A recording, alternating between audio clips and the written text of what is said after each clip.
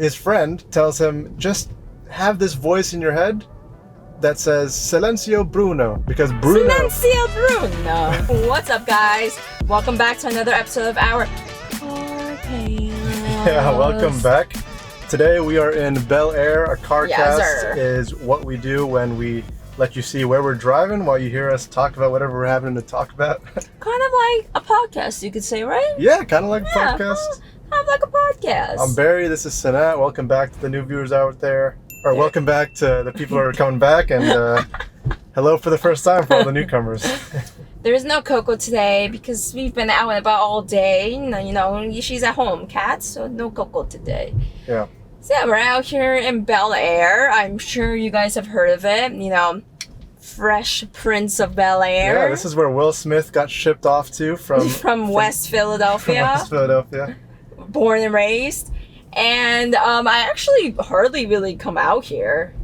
Yeah, it's funny because we went to school in West Philly, and when we moved to LA, we're like, oh, Bel-Air. It's like that show. We're coming from West Philly to Bel-Air, and there isn't much in Bel-Air besides residential houses. Yeah, it's true. There's that cool gate that we entered through in the beginning, which was fun. Yeah, I mean, these are quite nice houses to say the least. They range from, like, I don't know, I want to say like from 5 all the way to like 20 to 30, even occasionally 40 to 50 million dollar homes. So oh yeah, pretty honestly, intense stuff. Probably even like 80 million. Like, I don't know if you guys have ever watched Selling Sunset. I don't know if they show properties in Bel-Air, but like, I wouldn't be surprised if they were selling some $80 million properties out here. Yeah, it's insane. So sometimes we like to just take a drive. I think we've done this a couple times before, but today we figured let's do a carcast here.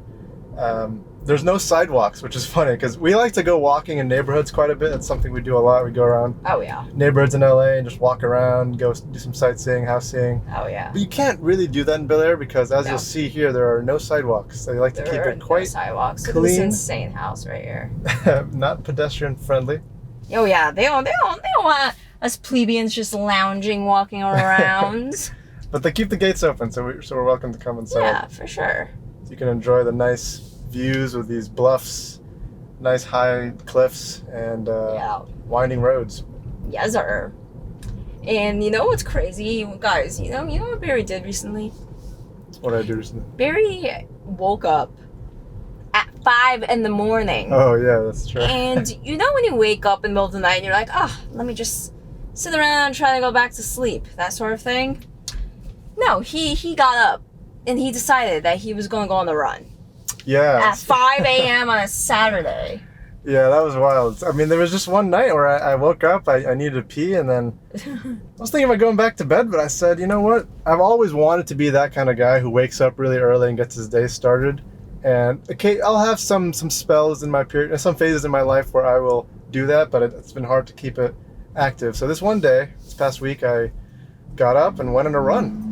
And it was a 5 a.m. run. Well, the thing is, so I negotiated with myself. What were you negotiating? A sale? After my pee, I went back to bed and I said, all right, if I fall asleep within the next 10 minutes, fine. If I can't, then let's just go out and get started. So I sat there, waited a while, and little do you know, I didn't fall asleep, so I said, let's go. So I got on a workout attire, went out for a run. I feel like you were making yourself not fall back asleep. You're subconsciously thinking about it. I was pumped. I had a lot of energy, and my run was amazing. I was able to almost beat my record. It was I did my classic run around the neighborhood, and there was no cars. It was nice. But yeah, it was a good start to my day. You want to know what I was doing? What were you doing? I was nine-eye. I was sleeping. Yeah. I was sleeping with no regrets. 0 regrets. Oh, regrets. Yeah, so the theme for today is regrets. That's such a depressing theme. Why would you call it a theme? Or no, living life without regrets. Yeah, that's the topic of today. Let's say that, not the theme. Theme is so depressing. And the reason for that is because we watched a movie recently called Luca. If you haven't seen Luca, I would highly recommend watching Luca. It's an animation Pixar movie. It's their latest gem. Let me tell you, it's like good. Yeah. It's like good. I guess we can give a little plot summary. It's essentially about these two boys out in the coast of Italy, and it's about their friendship, and both of them are like half merman slash They're half sea monsters. human. Yeah, they call them sea monsters, but they're not monsters. Yeah. Well, but they call themselves sea monsters. Yeah, they're essentially like sea monsters, and in the water, they're sea monsters. Once they are out in the open, they're humans. Yeah. And the best line of the movie is when they're like doing these adventurous stuff, and one of them is really kind of more shy. He has a more shy personality, and he's Yeah. scared to go out and do things. Loser. And his friend tells him, just have this voice in your head that says Silencio Bruno, because Bruno Silencio Bruno. and Bruno's this like figment of your personality, Yeah, of he's like, your who's conscious. Bruno? Bruno's this part of your conscious that is telling you not to do things or to be afraid. Uh-huh. And all you gotta do is just say Silencio Bruno. Just end that voice in your head. And So as they would do like crazy adrenaline-inducing things, Bruno, the more shy kid would just be saying Silencio Bruno, Silencio Bruno. Yeah. So that's a great line. So I mean, I don't know, Sam. What would you like to do in life to live life without regrets? Oh man, I would say to live life without regrets is definitely something that's been on my bucket list since I was like maybe 4, like since I was a very young kid, of just being able to travel and see as many countries as possible. And I don't want to set like an actual number of countries because I don't want to set myself up for disappointment. It's more about wanting to just travel as much as possible. And I've always wanted that. My whole life growing up, that's all I ever liked, all I ever wanted to really do. And so I hope I don't lose sight of that and I still get the chance to do that. Otherwise, I would say that I'd be living life with some regrets if I was like 80 and I'm like, dang, there's still so many places I want to see. Yeah. What do you think? What do you think? Like the average number of Regrets. no, the average number of countries that most people have been to when they die Oh, wow. in their lifetime. You know, I feel like I looked up the statistic once because I was so interested. I think it was like something like 8 for 8, really? U.S. like U.S. citizens, like U.S. passport holders. There's like an actual stat out there, and it's like something like maybe in the low teens, I would say, maybe somewhere around there. Huh.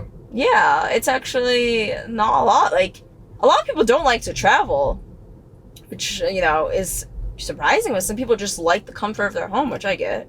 Yeah, I would imagine that number is really a lot higher for people who live in Europe, just because there's so many countries nearby. Yeah. Like, you can fit Europe in America. Like, America's just so big. Like, it feels like a new country in so many different states. Yeah, you could probably knock out like 10, 15 countries in a month or so in Europe. That's so true. If you really wanted to. Honestly, you're making valid points. You're making very valid points. But here we just have, like, Canada and Mexico. So you don't have a number that you're trying to hit? I mean, if someone were to force me to give a number, I would say at least 60. 60? Wow, 60 countries. Like, not quite half, but almost there. How many countries are there? There's 139, 137. Okay. Man, I hope that number's right. I already made a mistake in the last carcast. I said the highway thing. I was like, oh man. If we had some fact checkers that were like just watching these carcasts to see how many facts we get wrong, I'm sure we've already made like 100 mistakes so far. Yeah, we just say things, guys. Yeah. But anyways, what about you, Barry? I mean, I really want to make a movie. That's something a goal I've had since I was a kid. So I definitely want to make a movie some point in this my lifetime. Like, and when I mean a movie, like I've made short films before, but I mean like a feature length film that gets seen at least once in a big theater. That's how I would define like accomplishing that goal. Now, that's an amazing goal, I would say. Yeah. A new one where I think is opening up a restaurant with you. That would be a cool thing. Yeah, how fun would that be? Like, Yeah. I mean, I know when realism hits and you think about actually how it works to run a restaurant, it's actually very difficult. Yeah. And very time consuming. But, like, how dope would that be? Yeah. How dope would that be? Like, I love food. What would you do? Would you be, like, handling the expenses and the business part, and I would do the recipes and the menu? Yeah, I could do the marketing side of things and the business side of things. Yeah. I think kind of like the brand side. Of the restaurant. That'd be my specialty, I think. Yeah, I think that's very solid. Man, that would be really cool. I think it's really cool how some YouTubers, like for example, we watched this YouTuber named Emma Chamberlain. Oh, hey there, little. No, her dog's in the way. So she was trying to. I don't want to run over anyone's dog. Yeah. Please. That'd be okay, dreadful. we're good.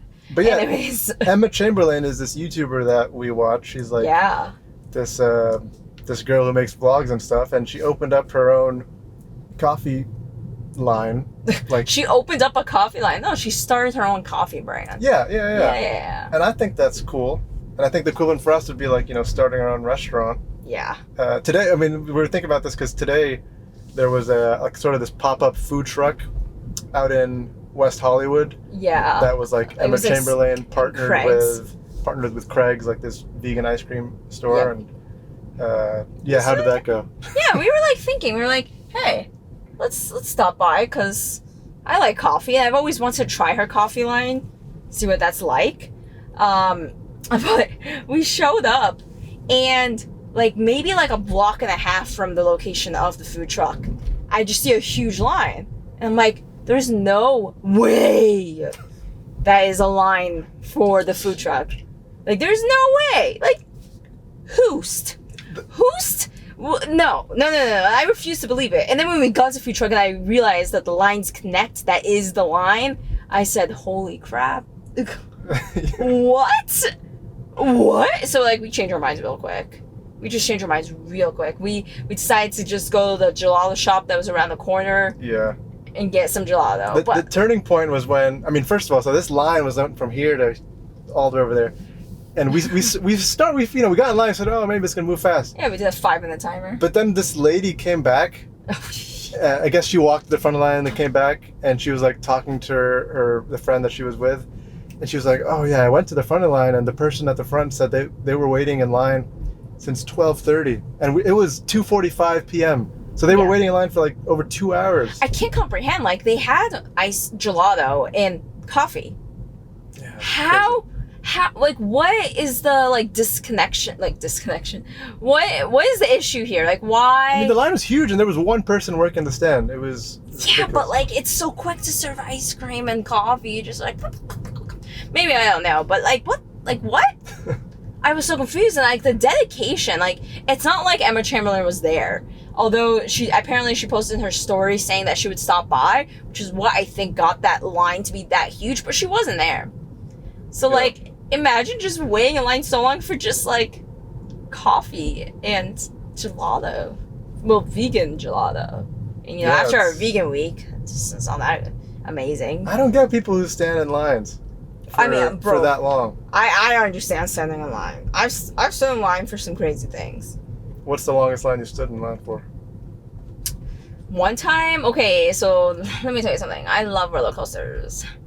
And growing up, I always had my season pass.